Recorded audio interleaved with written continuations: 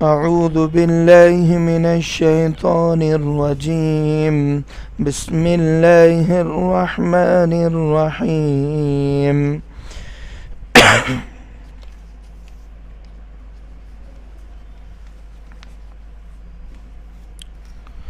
وَلَكُمْ نِصْفُ مَا تَرَكَ أَزْوَاجُكُمْ إِنْ لَمْ يَكُنْ لَهُنَّ وَلَدٌ فَإِنْ كَانَ لَهُنَّ وَلَدٌ فَلَكُمُ الرُّبُعُ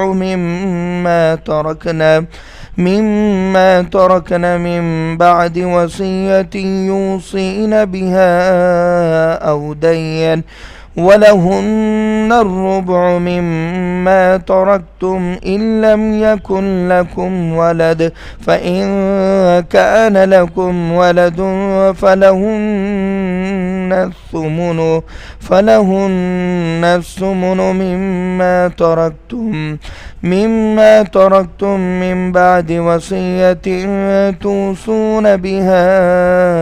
أَوْ دَيْنٍ وَإِنْ كَانَ رَجُلٌ يُورَثُ كَلَالَةً أَوِ امْرَأَةٌ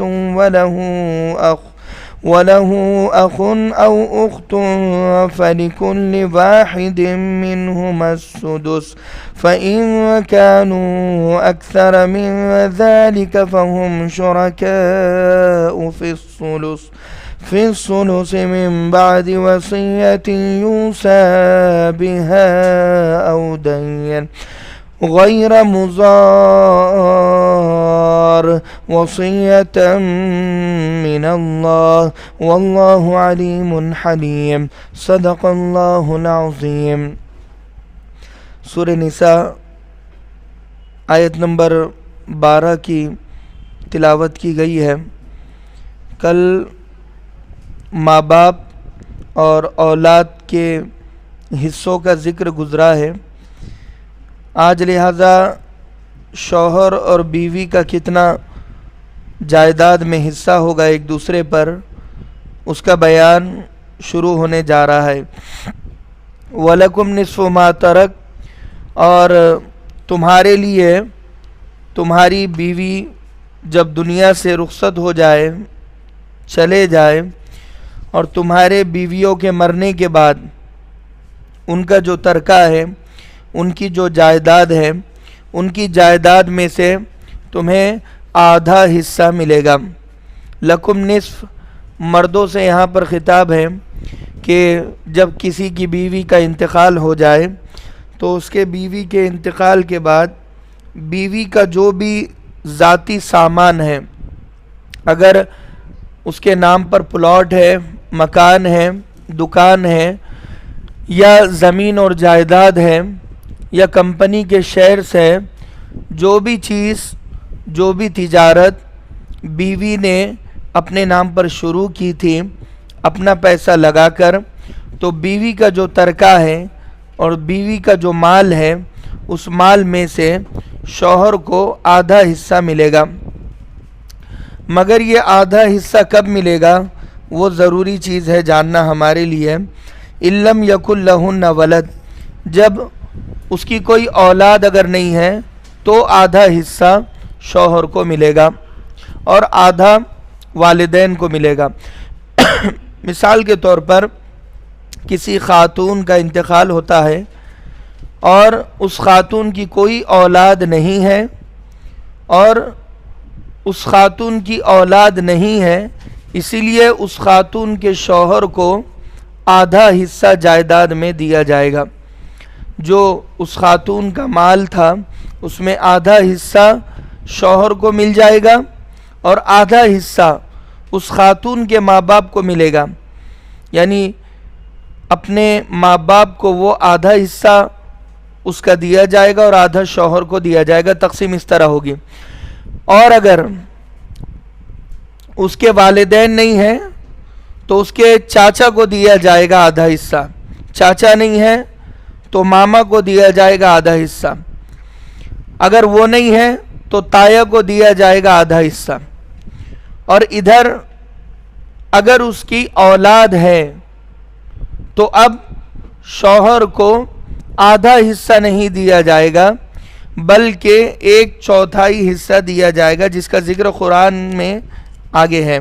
فرماتے ہیں فَإِن كَانَ لَهُنَّ وَلَدٌ، اگر اس کی کوئی اولاد ہے، اس خاتون کی جو دنیا سے گئی ہے، اگر اس کی کوئی اولاد ہے، فَلَكُمُ الرُّبُعُ، تو اس حالت میں شوہر کو، خاوند کو 1/4 1/4 حصہ ملے گا، یعنی 25% حصہ ملے گا۔ 25%، پہلے 50% مل رہا تھا اور باقی 50% اس کے اپنے ماں باپ کو مل رہا تھا، پیرنٹس کو مل رہا تھا، لیکن اب اولاد ہے، اولاد نہیں تھی تو 50% شوہر کو مل رہا تھا۔ اب چونکہ اولاد ہے تو اس کے بچے ہیں، اب اسے 25% ملے گا، یعنی 25%، اور 25% اس کی اولاد کو ملے گا اور باقی اس کے ورثاء کو ملے گا۔ تو لہٰذا یہاں پر فرمایا ربع، یعنی 1/4 1/4، 25% کو ربع کہتے ہیں۔ فرمایا کہ مما ترکنا من بعد وصیۃ یوصین بہا او دین، اور یہ بھی کب تقسیم کرنا ہے، اس کے وصیت کا جو حصہ ہے وہ مال اس کا ختم ہو گیا، اس کی وصیت پوری کر دی گئی، اس کے بعد یہ وراثت کو تقسیم کرنا ہے۔ ایسا بالکل بھی نہیں کرنا ہے کہ اس نے وصیت کی تھی اور اس کی وصیت کو پورا نہیں کیا گیا، اس کے قرضوں کو بھی ادا نہیں کیا گیا اور ڈائریکٹ اب وراثت کو تقسیم کر رہے ہیں، تو یہ ناجائز ہے، حرام ہے۔ سب سے پہلے میت کی وصیت اور اس کا قرضہ، اس کو نیل کیا جائے گا، اس کو کمپلیٹ کیا جائے گا، اس کے قرضوں کو ادا کیا جائے گا، اور اس کے لہذا جو وصیت اس نے کی، وصیت اس طریقے کی کہ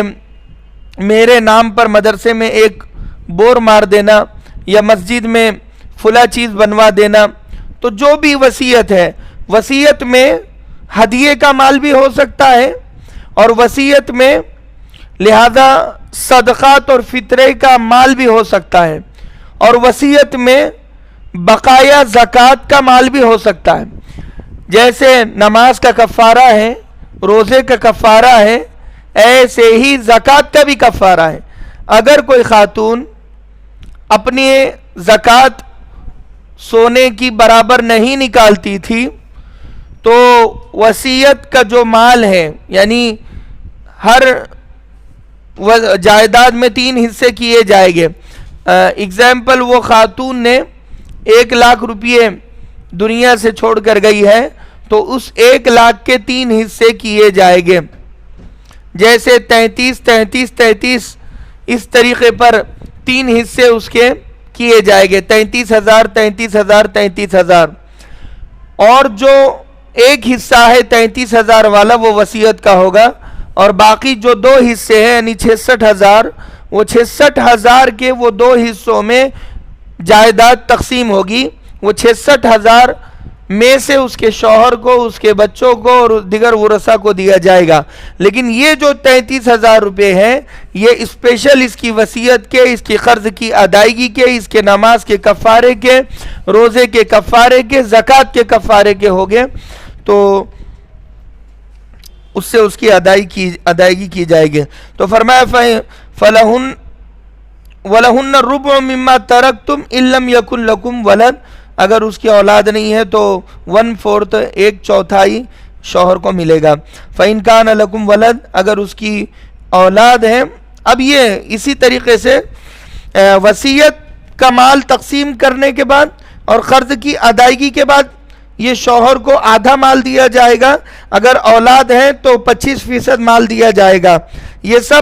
سب سے امپورٹنٹ ہے وصیت کو تقسیم کرنا اور قرضوں کی ادائیگی کے بعد، قرآن میں بار بار اس کا ذکر ہو رہا ہے۔ اب آگے فرماتے ہیں وَلَهُنَّ الرُّبُعُ، اور اگر شوہر مر جائے، پہلے بیوی کے انتقال کے بعد کا مسئلہ تھا شوہر کا، اب اگر شوہر مر جائے وَلَهُنَّ الرُّبُعُ مِمَّا تَرَكْتُمْ إِن لَّمْ يَكُن لَّكُمْ وَلَدٌ، اگر اولاد نہیں ہے اور شوہر مر گیا تو بیوی کو 1/4 ملے گا، یعنی 25% مال ملے گا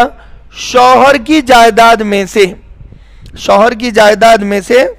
بیوی کو، جو بیوی زندہ ہو اور شوہر مر گیا ہو، اگر اولاد نہیں ہے، شوہر کی کوئی اولاد نہیں ہے، تو اب اس بیوی کو 25%، 1/4، 1/4 حصہ اپنے شوہر کے مال میں سے ملے گا. اگر اولاد مثال کے طور پر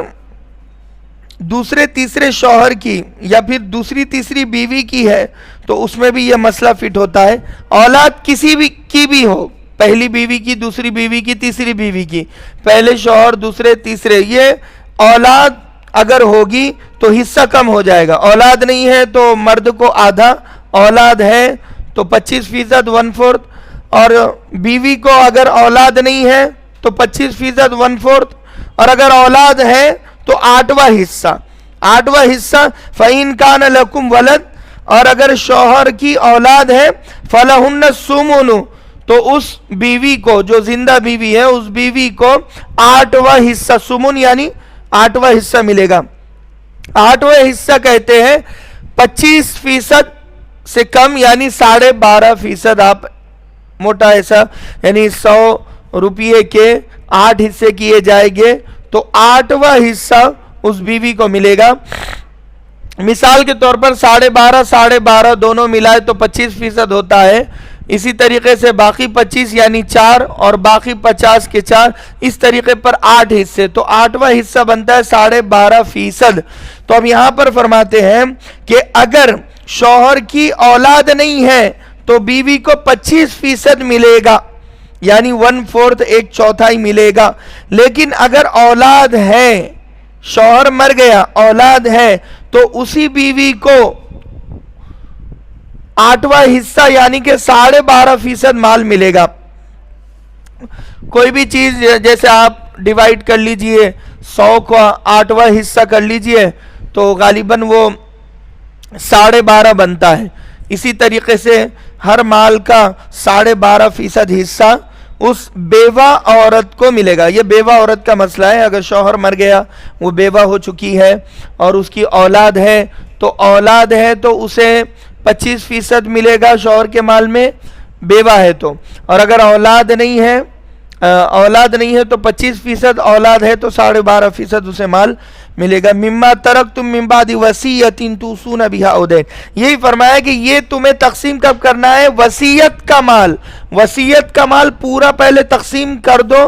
پھر قرض ادائیگی کر دو، اس کے بعد جو بچے گا اس مال میں سے 3 حصے کیے جائیں گے. مثال کے طور پر وصیت کا 1 حصہ اور قرض کی ادائیگی کے بعد بچے گا مال پر جائیداد فکس ہوگی. تو یہاں پر فرمایا توصون بها او دین. وَإِن كَانَ رَجُلٌ يُورَثُ كَلَالَةً، اب فرماتے ہیں کہ اگر وہ عورت اور وہ مرد ہے کہ جس کے ماں باپ بھی نہیں ہے اور جس کی اولاد بھی نہیں ہے، اوپر اصول بھی نہیں ہے، نیچے فروع بھی نہیں ہے. اصول کہتے ہیں ماں باپ کو، یعنی جڑ. اصول یعنی جڑ. ہماری جڑ ہمارے ماں باپ ہیں، آپ کی جڑ آپ کے ماں باپ ہے، تو اصول جڑ کو کہتے ہیں. تو یہاں پر اللہ تبارک و تعالیٰ فرماتا ہے وَإِن كَانَ رَجُلٌ يُورَثُ كَلَالَةً، اگر ایسا مرد ہے کہ جس کے ماں باپ مر چکے ہیں، نہیں ہے، مر گئے، اور اس کی اولاد بھی مر گئی، اوپر بھی کوئی نہیں ہے، نیچے بھی کوئی نہیں ہے، یا اگر ایسی عورت ہے جس کے ماں باپ بھی دنیا سے چلے گئے اور اس کی اولاد بھی نہیں ہے، تو اس مرد اور اس عورت کو قرآن کی زبان میں کلالہ کہتے ہیں. تو فرمایا وَإِن كَانَ رَجُلٌ يُورَثُ كَلَالَةً أَوْ امْرَأَةٌ، اگر ایسا مرد ہے کہ اس کے ماں باپ بھی مر چکے ہیں، اولاد بھی مر چکی ہے، کوئی بھی نہیں ہے، نہ ماں باپ ہے نہ اولاد ہے، ایسی عورت ہے نہ ماں باپ ہے نہ اولاد ہے، وَلَهُ أَخٌ أَوْ أُخْتٌ، تو اب ایسے مرد کے بھائی اور بہنوں کو دیکھا جائے گا کہ اس کے سگے بھائی سگی بہن ہے یا نہیں ہے. فَلِكُلِّ وَاحِدٍ مِّنْهُمَا السُّدُسُ، تو اگر بھائی ہے تو بھائی کو 6واں حصہ دیا جائے گا، اور اگر بہن ہے تو بہن کو 6واں حصہ دیا جائے گا. 6واں حصہ یعنی 1/6 جسے کہا جاتا ہے، یعنی 100 روپے کے یعنی کل جائیداد کے 6 حصے کیے جائیں گے، چھٹا حصہ اس بہن کو ملے گا اور اس بھائی کو ملے گا جو کلالہ کی بہن ہے، کلالہ کا بھائی ہے۔ کلالہ آپ سمجھ لیجئے، کلالہ اسے کہتے ہیں کہ ماں باپ بھی نہیں ہے اور اولاد بھی نہیں ہے، اسے کلالہ کہتے ہیں۔ اب اس میں کون سے بھائی کون سے بہن مراد ہیں؟ یہاں پر ماں شریک۔ اب آسان زبان میں اگر میں کہوں تو بھائی اور بہنوں کی 3 قسمیں ہیں۔ ایک ہے حقیقی بھائی بہن، یعنی سگے ماں باپ سے پیدا ہونے والے، اسے کہتے ہیں حقیقی آئینی سگے بھائی بہن، کہ ماں بھی ایک ہے باپ بھی ایک ہے۔ ایک بھائی بہن کی قسم یہ ہے سگے بھائی بہن۔ اور دوسرے بھائی بہن کہتے ہیں کہ ماں ایک ہے باپ الگ ہے، ماں ایک ہے اور باپ الگ ہے، تو ایسے بھائی بہنوں کو اخیافی کہتے ہیں۔ یعنی ماں شریک، ماں ایک ہے کہ ماں نے دودھ پلایا دونوں بیٹوں کو، مگر ماں ایک ہے مگر باپ الگ ہے، تو ایسے بھائی بہنوں کو اخیافی کہتے ہیں کہ ماں ایک ہے باپ الگ ہے۔ تیسری قسم یہ ہے کہ باپ ایک ہے ماں الگ ہے، باپ شریک جسے کہے گے، باپ ایک ہے اور ماں الگ ہے، کہ ظاہر سی بات ہے کہ باپ ایک ماں الگ، اس کا مطلب یہ ہے کہ والد نے 2 شادیاں کی ہے۔ اب ظاہر سی بات ہے کہ باپ دونوں کا ایک، وہ دوسری بیوی اور یہ پہلی بیوی، دونوں کا باپ ایک ہی ہے لیکن ماں الگ ہے۔ اب مثال کے طور پر کسی کے والد نے 2 شادیاں کی ہے، پہلی شادی سے 2 بیٹے ہوئے اور دوسری شادی سے 2 بیٹے ہوئے، تو دونوں کا باپ ایک ہے۔ یہ 4 لڑکے ہیں، یہ 4 لڑکوں کا باپ ایک ہے مگر ماں الگ ہے۔ تو یہ جو لڑکے ہیں بہن اور بھائی آپس میں کہلائے گے، انہیں اللاتی کہتے ہیں۔ اللاتی بھائی بہن کے جس کے باپ ایک ہے ماں الگ ہے، اور جس کے ماں ایک ہے باپ الگ ہے، اسے کہتے ہیں اخیافی بھائی بہن۔ اور آئینی یعنی حقیقی بھائی بہن اسے کہتے ہیں جس کے ماں باپ دونوں بھی ایک ہے، ماں بھی ایک ہے باپ بھی ایک ہے۔ اور ایک چوتھی قسم ہے جو بہت کم ہوتی ہے لیکن میں ذکر کر دوں، کہ ماں بھی ایک نہیں ہے اور باپ بھی ایک نہیں ہے، لیکن ہے وہ بھائی بہن سوتیل ہے۔ مثال کے طور پر کہ پہلی شادی ہوئی اور 1 سال کے بعد اب لہذا اس خاتون کو شوہر نے طلاق دے دی، اور اس خاتون نے کچھ سال کے بعد دوسری شادی کی ہے، لیکن جس مرد سے دوسری شادی ہوئی ہے اس مرد کی پہلی بیوی کا انتقال ہو چکا تھا، پہلی بیوی مر چکی تھی، اسی لیے وہ مرد دوسری شادی کرنا چاہتا تھا۔ تو یہ جو خاتون ہے جو مطلقہ ہے، جسے طلاق ہو چکی تھی شادی کے 1 سال کے بعد، تو اس خاتون کی شادی اس سے ہوئی، یعنی اس مرد سے ہوئی جس کی پہلی بیوی کا انتقال ہو چکا تھا، اور اس مرد کی پہلی بیوی سے اسے 4 لڑکے اور 2 لڑکیاں تھیں۔ تو اب بیوی مر چکی ہے تو بچوں کو ماں کی ضرورت ہے، تو اس نے اس پہلی والی خاتون سے شادی کی ہے، اس کو شوہر کی ضرورت تھی، اس کے بچوں کو ماں کی ضرورت تھی، اب یہ شادی ہوئی۔ اب مثال کے طور پر یہ جو خاتون کا پہلا شوہر ہے، اب اس کا جو بچہ ہے، یعنی ایک لڑکا ہوا پھر اس نے طلاق اپنی بیوی کو دے دیا تھا، تو یہ جو ایک لڑکا ہے، یہ جو خاتون کا پہلے شوہر کا جو پہلا بچہ ہے، اب اس کی سگی بھائی بہن کوئی نہیں ہے، تو یہ جو بچہ ہے اب اس خاتون نے جب دوسری شادی کی ہے، وہ جس کے بیوی کا انتقال ہو چکا تھا، تو اب یہ لڑکے اور وہ لڑکے، یعنی وہ جو پہلی خاتون کا شوہر جس کی ماں کا انتقال ہو چکا تھا، وہ ماں تو دنیا سے چلی گئی اور باپ نے دوسری شادی کر لی، تو اب یہ جو بچہ ہے، یہ بچے کا باپ بھی وہ نہیں ہے اور ماں بھی وہ نہیں ہے، کیونکہ یہ جو بچہ ہے اس کا سگے باپ نے اپنی ماں کو چھوڑ دیا تھا، تو یہ جو لڑکے ہیں ماں بھی الگ ہے باپ بھی الگ ہے لیکن آپس میں ہے سوتیلے، کہ ماں بھی الگ اور باپ بھی الگ لیکن آپس میں ہے سوتیلے، تو ان کا بھی جو وراثت کا مسئلہ ہے وہ آگے آئے گا انشاءاللہ۔ تو یہاں پر فرمایا کہ جو کلالہ کے بھائی بہن ہیں، ماں شریک بھائی بہن کا ذکر یہاں پر چل رہا ہے، ان کو چھٹا حصہ ملے گا، یعنی جہاں پر سدس چھٹے حصے کا آتا ہے تو آپ ایسا سمجھ لیجئے جائیداد کے 6 حصے ہو گئے اور چھٹا حصہ یہ کلالہ کے بھائی اور بہنوں کو ملے گا۔ فَإِن كَانُوا أَكْثَرَ مِنْ ذَلِكَ فَهُمْ شُرَكَاءُ فِي الثُّلُثِ مِنْ بَعْدِ وَصِيَّةٍ يُوصَى بِهَا أَوْ دَيْنٍ، فرمایا کہ اگر فَإِن كَانُوا أَكْثَرَ مِنْ ذَلِكَ، اگر یہ کلالہ کے ایک بھائی ایک بہن سے زیادہ ہے، یعنی ایک بھائی ایک بہن ہی نہیں ہے بلکہ 2 بھائی 2 بہنیں ہیں، تو اب کیا ہوگا؟ اب چھٹا حصہ انہیں نہیں دیا جائے گا بلکہ اب ہوگا یہ کہ فرمایا کہ فَهُمْ شُرَكَاءُ فِي الثُّلُثِ، اب 1/3 حصہ ہوگا، یعنی اس کے جائیداد کے 3 حصے ہو گئے اور 3 حصے یہ بھائی بہنوں میں برابر تقسیم ہو جائے گے۔ اب اس میں کوئی چھٹا اور کوئی مطلب کہ کم زیادہ بھائی بہنوں میں نہیں ہوگا۔ کلالہ کے اگر 2 بھائی ماں شریک ہے اور 2 بہنیں ماں شریک ہے تو یہ چاروں کو برابر حصہ دیا جائے گا۔ 50,000 روپیہ اگر ہے تو یہ چاروں کو برابر حصہ تقسیم کیا جائے گا۔ تو یہاں پر فرمایا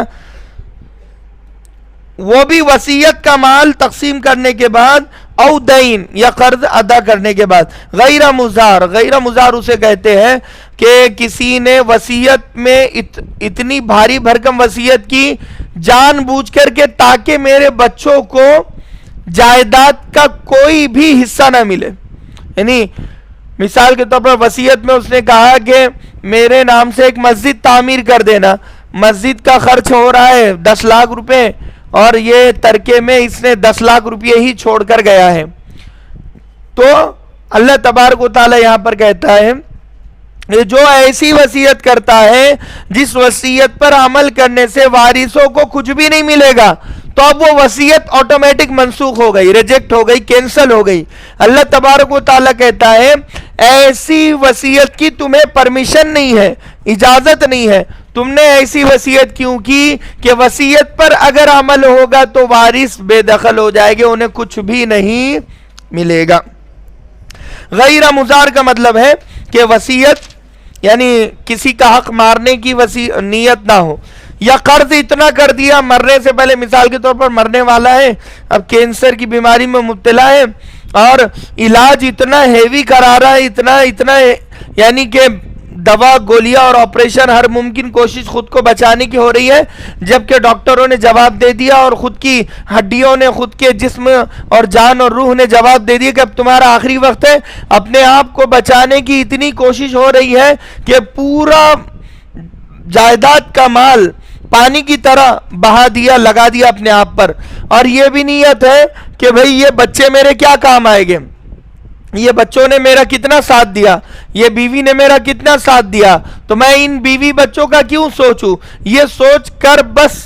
پانی کی طرح پیسہ بہایا جا رہا ہے علاج کے نام پر، حالانکہ فائدہ کچھ بھی نہیں ہے۔ تو یہاں پر فرماتے ہیں کہ ایسا قرض ادا نہیں ہوگا اور ایسی وصیت بھی مانی نہیں جائے گی، چاہے وصیت میں کوئی کتنی بھی وصیت کر دے تو بھائی یہ وصیت اور یہ قرضہ ادا نہیں کیا جائے گا، کیونکہ یہ منسوخ ہے اور قرضہ بہت زیادہ ہے۔ قرضہ ایک حد تک برداشت کر سکتے ہیں، 10 لاکھ روپے آپ چھوڑ کر جا رہے ہو اور 10 لاکھ روپے کا قرضہ رکھ کر جا رہے ہو تو پھر فائدہ کیا ہے، تو لہذا فرمایا کہ ایسا قرضہ بھی منسوخ ہے۔ وصیت من اللہ، یہ اللہ کی طرف سے ایک مقرر کردہ قانون ہے، واللہ علیم حلیم، اور اللہ جاننے والا اور برداشت کرنے والا ہے، یعنی کہ قانون سازی کرنے والا ہے۔ تلک حدود اللہ، یہ اللہ کا قانون ہے۔ ومن یطع اللہ ورسولہ، اور جو اللہ اور اس کے رسول کی اطاعت کرے گا، یعنی اس قانون کو مانے گا، اس وصیت کو اور اس قرض کی ادائیگی کے قانون کو اور اس جائیداد کے تقسیم کے حصے کو جو مانے گا وہ اللہ اور اس کے رسول کی اطاعت کرنے والا ہے، یدخلہ جنات تجری من تحتها الانہار، اللہ ایسے لوگوں کو جنت میں داخل کرے گا جن کے ایسے باغات میں، ایسی جنت میں داخل کرے گا جس کے نیچے نہریں بہتی ہوگی، خالدین فیہا، وہ اس میں ہمیشہ رہے گے، ذالک الفوز العظیم، یہ سب سے بڑی کامیابی ہے۔ ہو رہا ہے وہ کٹ نہیں ہوا۔ وَمَن يَعْصِ اللَّهَ وَرَسُولَهُ، اور جو اللہ اور اس کے رسول کی نافرمانی کرتا ہے، وَيَتَعَدَّ حُدُودَهُ، اور جو اللہ کے قانون کی نافرمانی کرتا ہے، یعنی حدود سے تجاوز کرتا ہے، ان فیصلوں کو اور ان حکموں کو اور ان حصوں کو مانتا نہیں ہے، اور اس طریقے پر جائیداد کو اور قرض کو ادا نہیں کرتا، اور لہذا اس طریقے پر وصیت بھی نہیں کرتا، یدخلہ نارا خالدا فیہا، تو ایسے آدمی کو ہم دوزخ میں ہمیشہ کے لیے داخل کریں گے، وَلَهُ عَذَابٌ مُهِینٌ، اور ایسے شخص کے لیے دردناک عذاب ہم نے تیار کر کے رکھا ہوا ہے۔ اور آگے فرماتے واللاتی یاتین الفاحشۃ من نسائکم، عورتوں میں سے کچھ عورتیں وہ ہیں جنہوں نے غلط کام کیا، فحش کام کیا اور بدکاری کی اور جسم فروشی کی، فاستشہدوا علیہن اربعۃ منکم، تو ایسی عورتوں پر 4 گواہ تم مقرر کر دو تمہی میں سے، فإن شہدوا فامسکوہن فی البیوت، اور ان کی سزا یہ ہے کہ ایسی عورتوں کو گھر میں قید کر کے رکھو، حتی یتوفاہن الموت، یہاں تک کہ جب گواہی دے دے کلیئر، 4 گواہ کہ بھئی یہ اس عورت نے زنا کیا ہے، تو ایسی عورت کو گھر میں قید کر کے رکھ دو، حتی یتوفاہن الموت، یہاں تک کہ وہ مر جائے، او یجعل اللہ لہن سبیلا، یا اور کوئی راستہ دوسرا نکل آئے، یعنی اللہ تبارک و تعالیٰ اسے بری الذمہ کر دے، یا اور کفارہ اس پر فکس کر دے، یا اس کو اور جرمانہ شریعت اسلامیہ مقرر کر دے۔ شریعت اسلامیہ نہیں ہے، اگر انڈیا میں ہم رہتے ہیں تو ایسی عورت جو کسی کی بیوی ہے، بہن ہے، بیٹی ہے، مگر بدکار ہے اور جسم فروشی کرتی ہے، غلط کام کرتی ہے، اور ثابت بھی ہو جائے، تو اب ایسی عورت کی سزا یہ ہے کہ اسے نکاح سے نکال بھی سکتے ہیں، مگر اگر آپ اسے نکاح میں برقرار رکھو گے تو فرمایا کہ یہ جہاد اکبر ہے، اسے ایک موقع ضرور ملنا چاہیے۔ تو فرمایا او یجعل اللہ لہن سبیلا، تو لہذا ایسی عورتوں کو موقع ملنا چاہیے۔ تو یہ سورہ نساء کے جو ضروری مسائل تھے ہم نے بیان کر دیے، اب لہذا سورہ مائدہ کی ہم شروعات کر رہے ہیں، پارہ نمبر 6 صفحہ نمبر 107، سورہ مائدہ مدینہ المنورہ میں نازل ہوئی ہے۔ یہ سورت مکہ المکرمہ سے ہجرت کرنے کے بعد جب آپ مدینہ المنورہ آئے ہیں اللہ کے نبی صلی اللہ علیہ وسلم، تو اسلام دور دور تک پھیل چکا تھا، مکہ میں اور مدینہ المنورہ میں اور جزیرۃ العرب میں اچھی طریقے سے پھیل چکا تھا۔ تجارت کے مسائل، معاشرت کے، معیشت کے، اقتصادی مسائل، سیاسی مسائل مکمل طور پر لوگوں کے سامنے آ چکے تھے۔ تو اب وہ جو فول اینڈ فائنل والا معاملہ ہوتا ہے، قرآن کے وہ احکامات جو فول اینڈ فائنل طریقے پر آخر مرتبہ اترے ہیں، اور یہ جو سورہ مائدہ ہے اس کی کچھ آیت حجۃ الوداع کے موقع پر، یعنی آخری حج جب اللہ کے نبی صلی اللہ علیہ وسلم کا ہوا، اور اللہ کے نبی صلی اللہ علیہ وسلم کے انتقال سے کچھ دن پہلے کچھ آیت سورہ مائدہ کی بھی اتری ہے، تو یہ آخر زمانے میں سورت کا اترنا گویا یہ فول اینڈ فائنل والا معاملہ تھا، کہ اس سورت میں اللہ کے نبی نے فرمایا سورہ مائدہ فیصلہ کن والی سورت ہے، اس کے حلال کو تم ہمیشہ کے لیے حلال سمجھو اور اس کے حرام کو تم ہمیشہ کے لیے حرام سمجھو۔ تو یہ صورت ایسی ہے کہ جس میں کوئی قانون کو منسوخ، ریجیکٹ اور کینسل نہیں کیا گیا ہے۔ بسم اللہ الرحمن الرحیم، شروع اللہ کے نام سے جو بے حد مہربان انتہائی رحم کرنے والا ہے۔ یا ایھا الذین آمنوا اوفوا بالعقود، اے ایمان والو تم اپنے وعدوں کو پورا کرو، اپنے ایگریمنٹ کو پورا کرو، اپنے وعدوں کو پورا کرو، اپنے عہد و پیمان کو پورا کرو۔ عقد کہتے ایگریمنٹ کرنا، عہد کر لینا کسی سے۔ تو یہ عالم ارواح میں ہم سب نے ایگریمنٹ کیا تھا اللہ تبارک و تعالیٰ سے، عہد الست جسے کہتے ہیں، کہ اللہ تبارک و تعالیٰ نے زمین و آسمان کو بنانے سے کئی ہزار سال پہلے جب عالم ارواح میں حضرت آدم علیہ السلام کی پشت سے، یعنی آپ کی پیٹھ سے حضرت آدم کی پوری نسل کو نکالا، اور حضرت آدم کی پوری نسل جب آپ کے پیچھے جمع ہو گئی، یعنی اول تا آخر حضرت آدم اور حابیل اور قابیل سے لے کر آخری جہنمی جوہینہ تک، یہ سارے ہی حضرت آدم کی پیٹ سے جب نکلے اس میں ہندو بھی تھے، مسلم بھی تھے، عیسائی بھی تھے، سکھ بھی تھے، یہودی تھے، مجوسی تھے، اور اس میں ایسی اوبیسی سارے ہی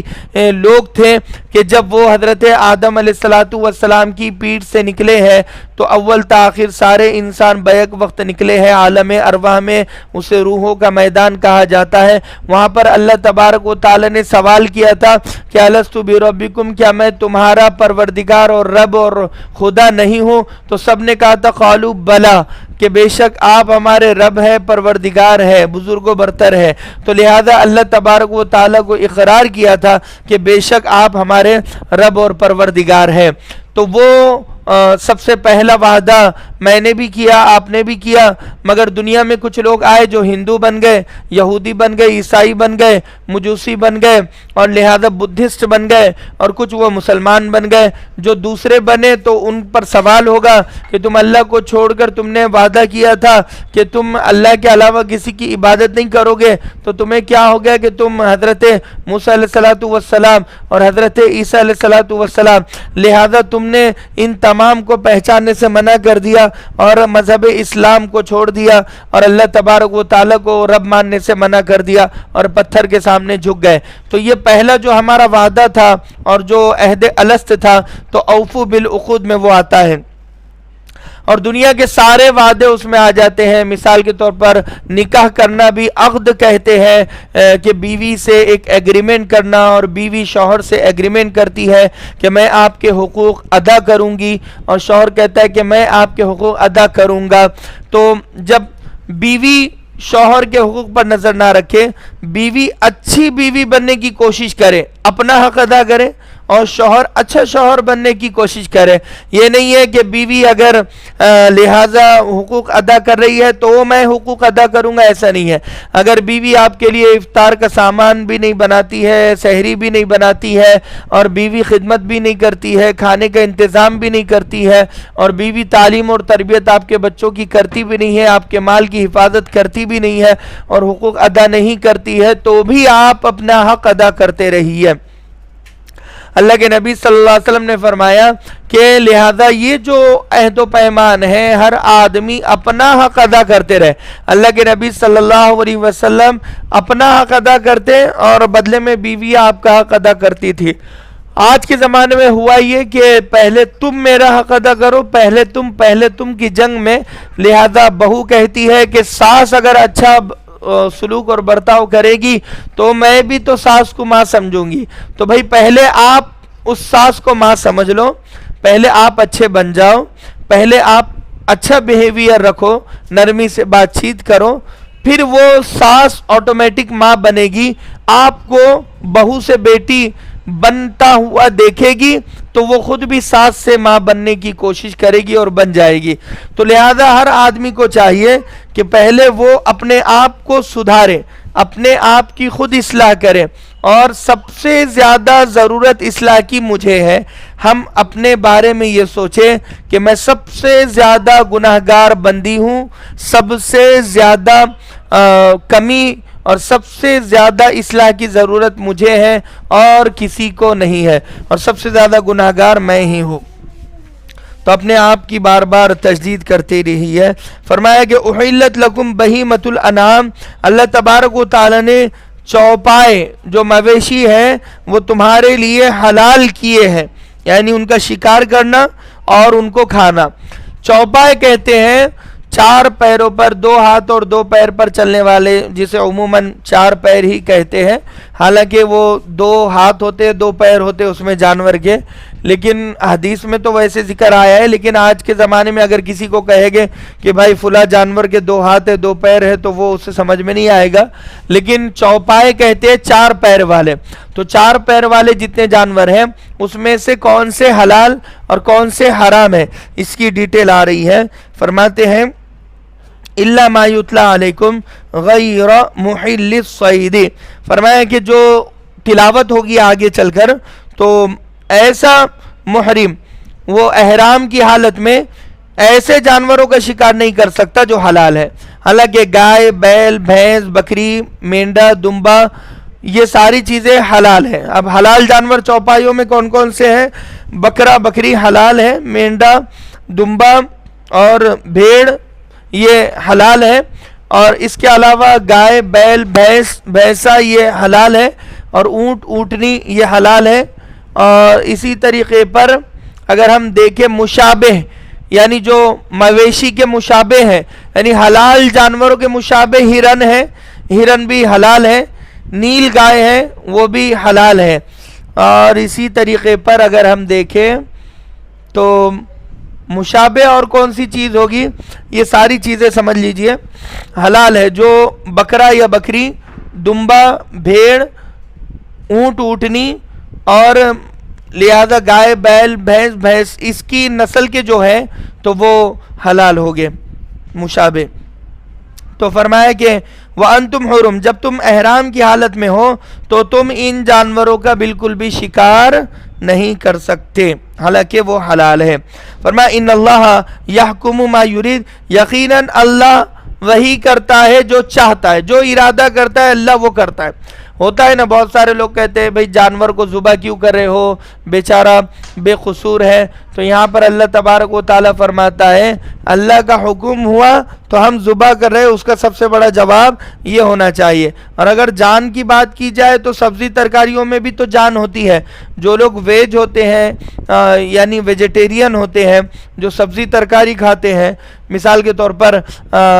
غیر مسلم ہوتے ہیں تو زیادہ تر ویجیٹیبلز وہ کھاتے ہیں، گوشت نہیں کھاتے بالکل بھی۔ تو وہ جو ویجیٹیبلز اور ویجیٹیرین ہوتے ہیں تو وہ سبزیوں میں بھی تو جان ہوتی ہے، سائنس سے ثابت ہے اور قرآن سے بھی ثابت ہے۔ سورہ رحمان میں آگے آئے گا تو آپ کے سمجھ میں آئے گا۔ تو اگر جاندار کی بات کی جائے تو سبزیوں میں بھی جان ہوتی ہے، تو اس حساب سے پھر کوئی سبزی بھی نہیں کھا سکتا، ٹماٹے بھی نہیں کھا سکتا، اور کوتمیر بھی نہیں کھا سکتا، اس کے علاوہ بہت ساری چیزیں نہیں کھا سکتا۔ تو ظالم تو بھئی آپ بھی ہے، جو آپ ویجیٹیرین ہو تو ویج میں بھی تو جان ہوتی ہے، نان ویج میں جیسے آپ کہہ رہے ہو جان ہوتی ہے، اور جو چوپائے ہیں مویشی ہے اس میں جان ہوتی ہے۔ تو ظاہر سی بات ہے بھئی اللہ کا حکم ہے، اس میں بحث نہیں کرنا، ہمیں کھانے کے لیے کہا ہم کھائیں گے، بات وہاں پر ختم ہو جاتی ہے۔ تو یہاں پر فرمایا کہ یا ایھا الذین آمنوا لا تحلوا شعائر اللہ، اے ایمان والو تم اللہ کی نشانیوں کی بے حرمتی نہ کرو۔ کون کون سی نشانی ہے اللہ تبارک و تعالیٰ کی؟ شاعر اسلام،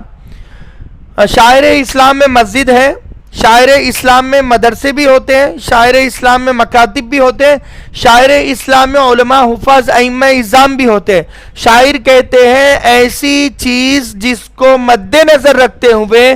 اسلام کو پروموٹ کیا جائے، جو اسلام کا ریپریزنٹیٹیو ہوتے ہیں اور ان کا تعارف ہوتے ہیں۔ مثال کے طور پر کوئی ایسی نشانی جس کو دیکھ کر اندازہ ہو جائے کہ یہ یہودی عیسائی ہے، جھنڈا، جیسے اسلامی جھنڈا بھی شاعر میں سے ہے، اگر ایسا جھنڈا جس کو دیکھ کر اسلام کا اندازہ ہو تو وہ شاعر اسلام ہے، اور ایسا یونیفارم جس کو دیکھ کر اسلام کا اندازہ ہو مسلمان ہے، ایسا دوسروں کو پتہ چلتا ہے تو وہ یونیفارم شاعر اسلام میں سے ہے۔ مثال کے طور پر داڑھی رکھنا شاعر اسلام میں سے ہے، مثال کے طور پر چہرہ رکھنا شاعر اسلام میں سے، مثال کے طور پر اسلامی لباس شاعر اسلام میں سے ہے کہ گھٹنے اس میں چھپائے جاتے ہیں، کونیاں اس میں چھپائی جاتی ہیں۔ اور مثال کے طور پر برقع بھی شاعر اسلام میں سے ہے، جس کو دیکھ کر اندازہ ہوتا ہے کہ یہ ایک خصوصی لباس ہے اسلامی مائیں، بہنیں اور بیٹیوں کا، تو لہذا وہ برقع بھی شاعر اسلام میں سے ہے۔ تو ان چیزوں کی مذاق نہ بنائے، مذاق نہ اڑائے اور اس کو نشانہ نہ بنائے، یہ ہمیں کہا جا رہا ہے۔ مثال کے طور پر برقع اتنا پتلا پہن لیا اور ڈیزائننگ کا پہن لیا، کلر کا پہن لیا کہ برقعے کو برقعے کی ضرورت پڑ رہی ہے، برقع ایسا پہن لیا کہ ڈریس اور برقعے میں فرق محسوس نہیں ہوتا، کہ پتہ ہی نہ چلے کہ ڈریس اور برقعے میں فرق کیا ہے۔ پہلے تو بھی کلرنگ کا فرق تھا، اب لہذا کلر بھی بلیک ہو رہا ہے، تو اس حساب سے برقعے اور ڈریس میں بہت کم فرق ہے، کیونکہ ڈریس میں بھی کلر ہوتا ہے، ڈریس میں بھی ڈیزائننگ ہوتی ہے، تو برقعے میں بھی کلر بھی ہے، برقعے میں بھی ڈیزائننگ شیپ ہے، اور ڈریس میں خد و خال نظر آتے ہیں، ڈریس فٹنگ ٹائپ میں ہوتا ہے اور ڈھیلا ڈھالا نہیں ہوتا۔ تو آج کے جو برقعے ہیں لیٹسٹ برقعے، وہ برقعے بھی فٹ ہوتے ہیں جس میں خد و خال نظر آتے ہیں اور ڈھیلے ڈھالے نہیں ہوتے. تو ڈریس اور برقعے میں زیادہ فرق نہیں رہا. امام غزالی رحمۃ اللہ علیہ فرماتے ہیں کہ برقع ایسا ہو کہ جس کو دیکھ کر علماء کرام نے لکھا ہے عمر کا اندازہ نہ ہو، یعنی عورت جوان ہے یا بوڑھی ہے، اتنا ڈھیلا برقع ہو اور اتنا موٹا برقع ہو کہ آنکھ بھی چھپ جائے، ناخن بھی چھپ جائے اور چال سے بھی پتہ نہ چلے. اگر آپ جوان ہیں تو اس کے باوجود آپ راستے کے حقوق میں عورتوں کو بتایا گیا ہے کہ آپ کی چال ایسی ہو کہ چال سے کوئی بھی جوانی کا اندازہ نہ لگا سکے. چال ایسی آپ کی ہو جو بڑھاپے والی چال ہو.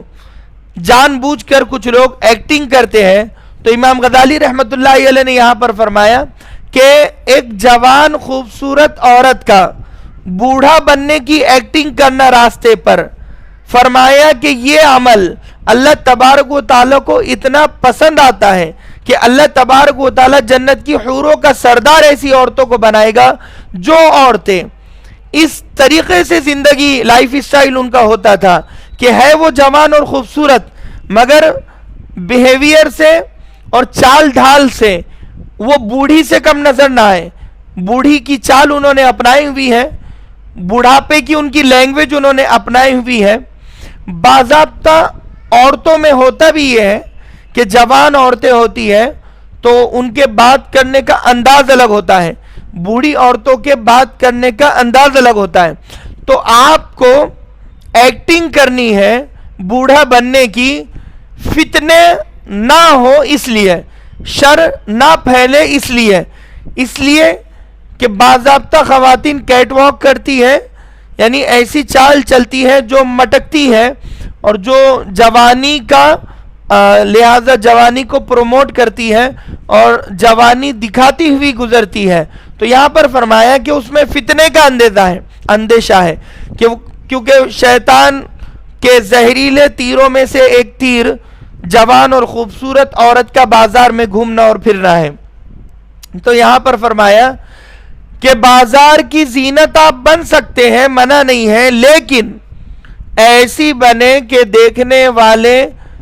دیکھ ہی نہ سکے، پتہ ہی نہ لگا سکے کہ یہ جوان ہے یا بوڑھی ہے. برقع ڈھیلا ہو، کلر میں نہ ہو، فیشن میں نہ ہو، ڈیزائننگ شیپ نہ ہو اور لہذا اس میں یعنی چھل چھلاوٹ نہ ہو. اس میں مثال کے طور پر آپ دھوپ میں نکل رہے ہیں تو برقعے کے جو نگ ہیں، جو ڈائمنڈ ہے اور جو اس میں ڈیزائننگ ہے وہ چمک رہی ہے اور کسی اور پر اس کا عکس پڑ رہا ہے اور اس کا آئینے کی چھاپ پڑ رہی ہے، آئینے کا سایہ پڑ رہا ہے یا ایک مخصوص روشنی اس کے برقعے سے نکل رہی ہے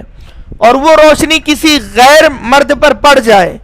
کسی غیر کی دکان پر چلے جائے اور غیر آپ کو دیکھ لے، تو یہاں پر فرمایا کہ یہ شیطان کے زہریلے تیروں میں سے ایک بن چکی ہے. ایک مرد کو بھٹکایا، مرد کو گناہ کرنے پر مجبور کرنے کا گناہ اس عورت کے سر پر رکھا جائے گا. تو لہذا شیطان سب سے زیادہ خوش ہوتا ہے ایسی عورت سے جو بازار میں گھومتی پھرتی ہو اور مٹکتی ہو اور جو فٹ کپڑے پہنتی ہو اور جو برقع ڈیزائننگ شیپ میں اور ایک لیٹسٹ ورژن میں پہنتی ہو. تو ایسے برقعوں سے اپنے آپ کو بچائے. یہ شاعر اسلام کا مذاق اڑانا ہے. اور اسی طریقے سے مردوں کو بھی میں کہوں گا جو اسلامی لباس کا مذاق اڑاتے ہیں، اور مساجد کے ذمہ داروں کو بھی اس بات پر کہوں گا جو مساجد شاعر اسلام ہے تو اس کو آپ نے فنکشن ہال بنا کر رکھ دیا. مساجد کو ایسی ڈیزائننگ میں بنایا، ایسی کلرنگ کی ہے کہ وہ مسجد کم اور ایک فنکشن ہال زیادہ لگتا ہے. تو مساجد میں لہذا پی او پی کرنے کو ضروری سمجھا اور مساجد میں ڈیزائننگ کو ضروری سمجھا. مساجد میں لیٹسٹ ٹوٹیاں بٹھا دی اور وضو خانہ اچھا کر دیا، ٹائلز بٹھا دی اور مساجد میں اے سی بٹھا دی، مساجد میں کانچ کے دروازے بٹھا دیے اور مساجد میں سلائڈنگ ونڈو بٹھا دی، لیٹسٹ ورلڈ کو، ڈیجیٹل چیزوں کو آپ فالو کر رہے ہو، تو یہ مساجد کی روحانیت کو ختم کرنا ہے، مساجد کی نورانیت کو ختم کرنا ہے، شاعر اسلام کا مذاق اڑانا ہے۔ مساجد میں لائٹنگیں سجا دی تو یہ شاعر اسلام۔ اسی طریقے سے میں نکاح پر کہوں گا کہ نکاح بھی شاعر اسلام ہے۔ دلہا بننا ایک بڑا اعزاز ہے، دلہا آپ بنے ہو لیکن ایسے بنے ہو جہیز لے کر بنے ہو، اور دلہا آپ بنے ہو مگر ایسے بنے ہو گاڑی لے لی، اے سی لے لی، ٹی وی لے لی، فریج لے لیا، واشنگ مشین لے لی، الماری لے لی، اور دولہے آپ ایسے بنے ہو کہ چہرہ اسلامی نہیں ہے، اسلام سے نفرت آپ کو لگتی ہے، کہ داڑھی آپ نے کاٹ لی جبکہ وہ شاعر اسلام ہے، اور سر کے بال آپ نے سنت طریقے پر نہیں رکھے۔ اللہ کے نبی صلی اللہ علیہ وسلم کے سر کے بال رکھنے کی 3 سنت ہے۔ ایک تو آپ پورا حلق کرتے تھے یعنی ٹخلا کیا کرتے تھے، دوسرا کانوں کی لو تک آپ کے بال تھے، تیسرا گردن تک آپ کے بال تھے۔ تو یہ 3 سنتیں بال رکھنے کی، اس کے علاوہ کوئی سنت نہیں ہے۔ تو آج کے نوجوان چھوٹے بڑے بال رکھتے ہیں، کٹنگ کرتے ہیں تو وہ غلط ہے، اور داڑھی کی سیٹنگ بھی کرتے ہیں وہ بھی غلط ہے۔ یہ یہاں تک کہ روایتوں میں ہے کہ اس بچے داڑھی کو کاٹنا بھی غلط ہے، جو لہذا ہونٹ کے نیچے چھوٹی سی داڑھی آتی ہے اس کو بھی کاٹنا غلط، اس کے بالوں کو کاٹنا غلط، یہاں تک کہ داڑھی کی سیٹنگ کرنا بھی غلط ہے۔ تو یہ شاعر اسلام ہے، اس سے بھی ہم اس کا مذاق اڑانے سے اپنے آپ کو بچائیں۔ تو یہاں پر فرمایا کہ ایک لمبی تفصیل ہے، تو لا تحل شاعر اللہ، اللہ کے شاعر کا مذاق نہ اڑاؤ، ولا الشہر الحرام، اور شاعر اسلام میں سے مخصوص مہینے ہیں جو اسلام کی پہچان ہے، جیسے ذی القعدہ، ذی الحجہ، محرم، رجب اور رمضان المبارک شاعر اسلام ہے۔ رمضان کا کوئی مذاق اڑا رہا ہے، اس میں آپ کو روزہ رکھنا ہے، اس میں آپ کا اعتکاف کرنا ہے، اور اس میں آپ کو مسلمانوں کے سامنے تماشا نہیں بننا۔ آپ روزے داروں کے سامنے کھانا کھا رہے ہو، رمضان کے مہینے میں دن کے وقت میں کلفی کھاتے ہوئے آپ نکل رہے ہو، کھانا کھاتے ہوئے آپ نکل رہے ہو، بازار کی زینت بنتے ہوئے آپ نکل رہے ہو، اور سر عام گھر میں کھلے طور پر ماں باپ کے سامنے، روزے داروں کے سامنے کھا رہے ہو، یہ بے شرمی، بے غیرتی ہے، بے حیائی ہے، ان سے بچنا چاہیے، اور روزے داروں کا خیال آپ کو کرنا چاہیے، ماں باپ کا خیال آپ کو کرنا چاہیے، رمضان کے مہینے کا خیال آپ کو کرنا چاہیے۔ یہ رمضان کے مہینے کا مذاق اڑانا ہے کہ اس میں سٹا، جوا اور مٹکا کھیلا، اس میں پتے کھیلے، اور اس میں حرام کاری کی، اور اس میں کیرم کھیلا، اس میں ٹی وی دیکھی، اس میں ویڈیو دیکھا، اس میں گانے سنے، اس میں چغلی اور غیبت اور جھوٹ کی محفلیں سجائی، اور اس میں زنا کے اڈے سجائے، اور اس میں آپ نے لہذا روزے کا مذاق اڑایا، اس میں آپ نے روزہ نہیں رکھا، اس میں روزے داروں کے سامنے للچائی ہوئی نظروں سے آپ جاتے ہو، اور پانی پیتے ہو، کھانا کھاتے ہو تاکہ روزے دار پریشان ہو۔ ایسا شخص مرنے سے پہلے اسلام اس کے سینے سے ختم کر لیا جاتا ہے، چھین لیا جاتا ہے۔ تو فرمایا کہ اللہ کے شاعر کا مذاق نہ اڑاؤ۔ فرمایا وللہدی، اور جو قربانی کا جو جانور ہے وہ بھی شاعر اسلام میں سے ایک ہے۔ یہ قربانی کا جانور حرام میں لے کر جایا جاتا ہے، مسجد حرام جسے کہتے ہیں، یا حرم شریف جسے کہتے ہیں، وہاں پر ہدی کو لے کر جاتا ہے۔ یہ ہدی یعنی قربانی کا مخصوص ترین جانور ہوتا ہے، تو اس کا بھی فرمایا کہ اس کی حفاظت کرے۔ فرمایا وللقلائد، اور جو پٹے جانور کے گلے میں ہوتے ہیں تو وہ بھی شاعر اسلام میں سے، گائے ہے، بیل ہے، بھینس ہے، بکری ہے، بکرا ہے، دمبا ہے، بھیڑ ہے، یہ جب قربانی کے لیے ہم خریدتے ہیں تو ان کے گلوں میں پٹے ڈال دیتے ہیں، تو قلد یخلدو کے معنی پٹے کے ہوتے ہیں۔ تو یہاں پر فرمایا وللقلائد، ایسے جانور کہ جن کے گلے میں پٹے ہیں تو ان جانوروں کو ذبح نہ کرو، اور ان جانوروں کو پریشان نہ کرو، اور یہ جانور تمہارے لیے حلال نہیں ہے۔ لا تحلو، ایسے اللہ کی نشانیاں حلال نہیں ہے تمہارے لیے، کہ یہ جو محرم ہے، سفر ہے، ذی القعدہ، ذی الحجہ، رمضان ہے، اس میں جنگ کرنا تمہارے لیے مناسب نہیں ہے، کیونکہ ذی القعدہ، ذی الحجہ حرمت کے مہینے ہیں، اور اسی طریقے سے محرم، رجب حرمت کے مہینے ہیں۔ اس مہینے میں تم شکار نہیں کر سکتے، جنگ و جدال نہیں کر سکتے۔ قربانی کے جانور کو ذبح نہیں کر سکتے، ولل ہدی، فرمایا ولل قلائد، اور پٹے والے جانور کو، ولا آمین البیت الحرام، اور ایسے حرم کے مسافر یعنی عمرہ کرنے کے لیے آئے، حج کرنے کے لیے آئے، تو ایسے حاجیوں کو اور ایسے عمرہ کرنے والوں کو کہ جو حج اور عمرے پر آئے ہیں، یبتغون فضلا من ربہم ورضوانا، اپنے پروردگار کو راضی کرنے کے لیے، خوش کرنے کے لیے، اور اللہ کے فضل کی تلاش میں، اللہ کی رضا کی تلاش میں اپنے محلے سے، اپنے گھر سے وہ اٹھ کر مکہ المکرمہ، مدینہ المنورہ میں پناہ انہوں نے لی عمرہ کرنے کی نیت سے، حج کرنے کی نیت سے۔ اگر تم ایسے ولا آمین البیت الحرام یبتغون فضلا من ربہم ورضوانا، تو فرمایا کہ ایسے لوگوں سے بھی تم جھگڑا نہ کرو، ایسے لوگوں کو ستاؤ نہیں، اور ایسے لوگوں سے جھگڑا بھی کرنا بھی تمہارے لیے فرمایا کہ حلال نہیں ہے، جائز نہیں ہے، یہ بھی شعائر اسلام میں سے ہے۔ وَإِذَا حَلَلْتُمْ فَاصْطَادُوا، اور جب احرام کھول دو، اب احرام تم نے کھول دیا تو فرمایا فَاصْطَادُوا، تو اب تم شکار کر سکتے ہو۔ وَلَا يَجْرِمَنَّكُمْ شَنَآنُ قَوْمٍ أَن صَدُّوكُمْ عَنِ الْمَسْجِدِ الْحَرَامِ أَن تَعْتَدُوا وَتَعَاوَنُوا عَلَى الْبِرِّ وَالتَّقْوَى وَلَا تَعَاوَنُوا عَلَى الْإِثْمِ وَالْعُدْوَانِ وَاتَّقُوا اللَّهَ إِنَّ اللَّهَ شَدِيدُ الْعِقَابِ۔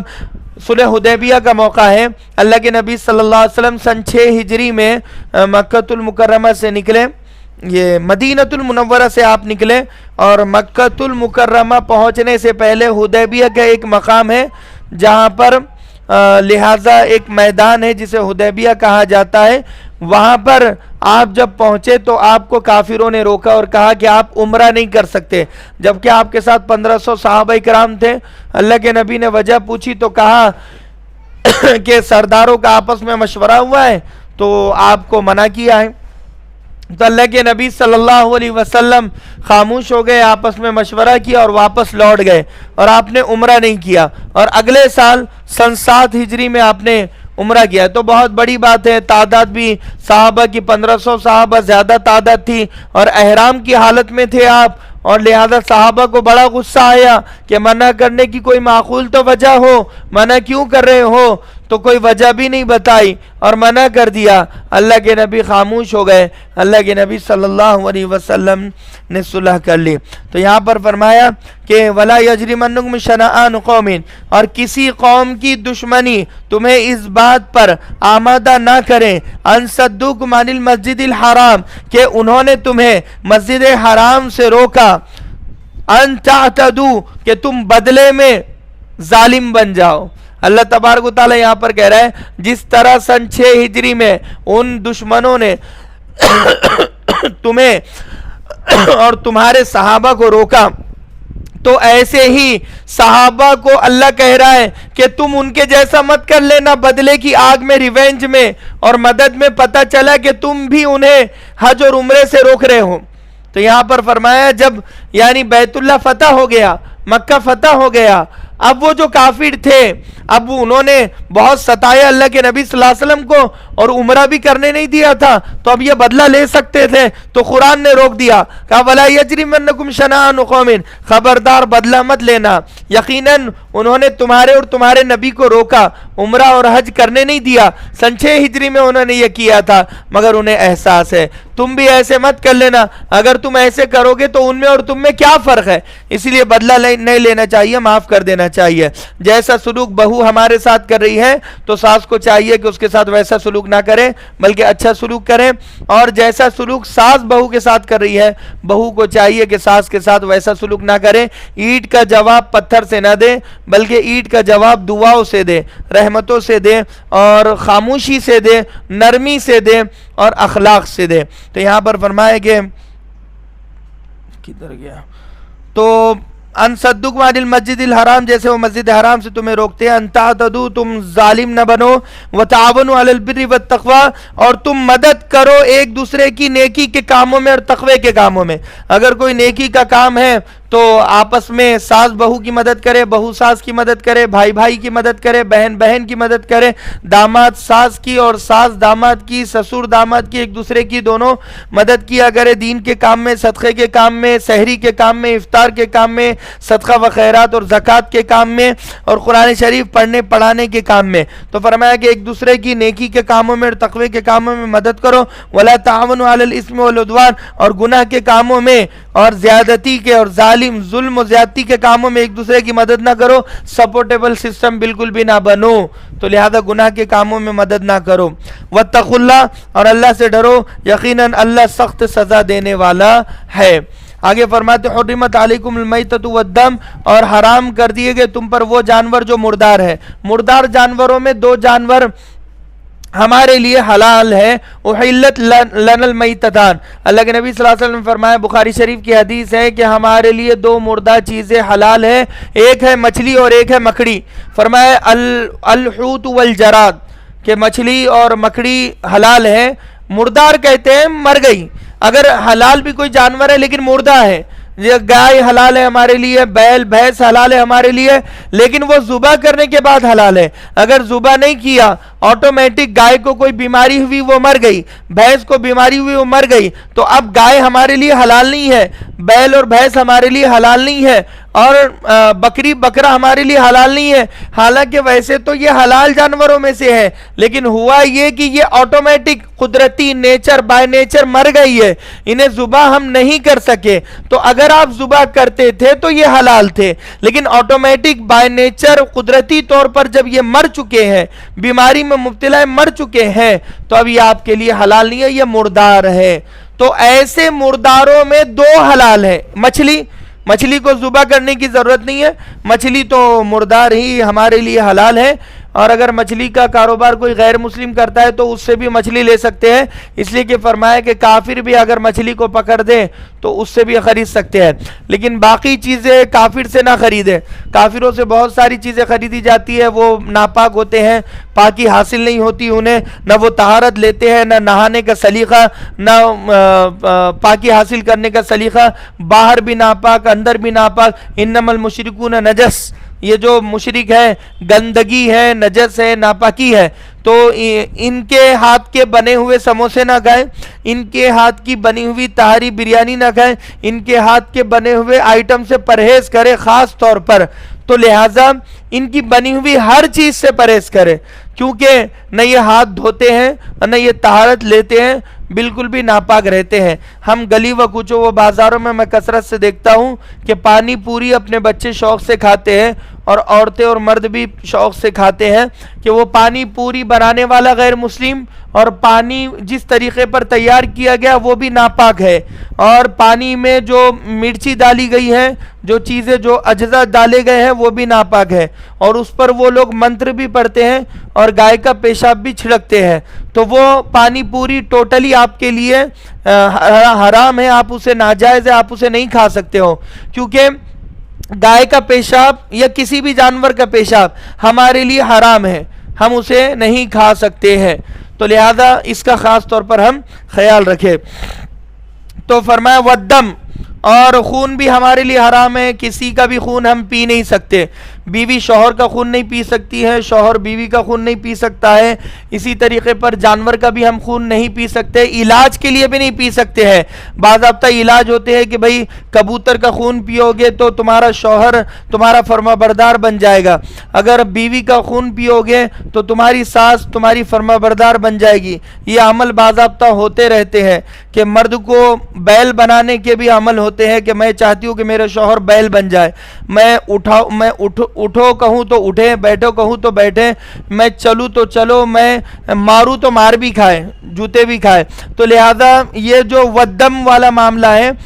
تو کسی بھی طرح کا خون ہمارے لیے حرام ہے، اور اس سے مراد ہے جانور کا خون۔ اگر کوئی گائے کو ذبح کرتا ہے اور بیل کو ذبح کرتا ہے یا بکرے اور بکری کو ذبح کرتا ہے، تو جب وہ ذبح کرے گا 3 رگیں کاٹنا ہمارے لیے ضروری ہے، تو وہ اولیاء ادنا سفلا، یہ 3 رگیں ہر جانور میں ہوتی ہے، 3 رگیں کم سے کم کٹے اس کی، تو وہ رگیں کاٹنے کے بعد جو خون بہتا ہے اسے دم مسفوحہ کہتے ہیں۔ جو سورہ توبہ میں آیا ہے، تو فرمایا کہ یہ خون ہمارے لیے حرام ہے۔ اس طریقے پر اس لیے کہا کہ باضابطہ جو قصاب ہوتا ہے اسے بڑی گڑبڑ ہوتی ہے، جلدی جلدی بوٹیاں میں بناؤ اور یہاں سے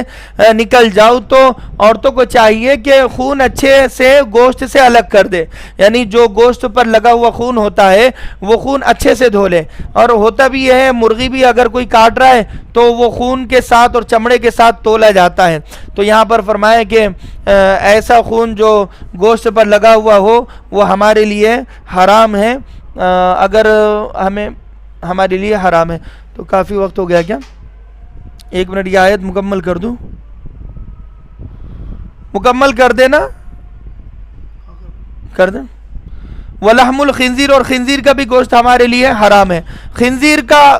ہر چیز ہمارے لیے حرام ہے، اس کے بال، ناخن، ہڈی، اس کی تجارت بھی نہیں کر سکتے اور اس کا علاج بھی ہم یوز نہیں کر سکتے، اس کی چربی بھی ہمارے لیے حرام ہے۔ اور باضابطہ اشیاء پر خنزیر کی چربی مکس ہوتی ہے، صابنوں میں، چاہے وہ سنتور صابن ہو، لکس صابن ہو، اس پر بھی غالباً اس کے کوڈ ہوتے ہیں، آپ وہ کوڈ کو انکوڈ کرو گے تو سمجھ میں آئے گا، اس میں خنزیر کی چربی موجود ہوتی ہے۔ تو بھائی ہمارے لیے یہ پورا کا پورا خنزیر اور خنزیر کی چربی سے بنے ہوئے صابن بھی ہمارے لیے حرام ہے، اور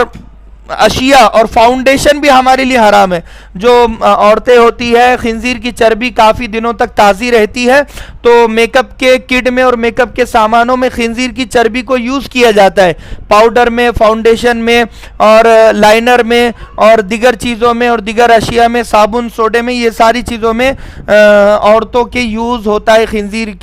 کا گوشت اور خنزیر کی چربی۔ تو فرمایا خنزیر کا گوشت، وما اہل لغیر اللہ بہ، لغیر اللہ بھی، اور اللہ کے نام کے علاوہ کسی اور بت کا یا بھگوانوں کا نام لے کر جو جانور چھوڑے جاتے ہیں کہ یہ فلاں بھگوان کے نام پر، فلاں بدھا کے نام پر اور فلاں منتوں کے نام پر بھی، یہ غوث اعظم کے نام پر بکرا ہم نے چھوڑ دیا، خواجہ عبد القادر جیلانی کے نام پر، تو بھائی اللہ کے نام کے علاوہ کسی کے بھی نام پر، دوسرے ڈپلیکیٹ بھگوانوں کے نام پر بھی جو جانور چھوڑے گئے وہ حرام ہے، اور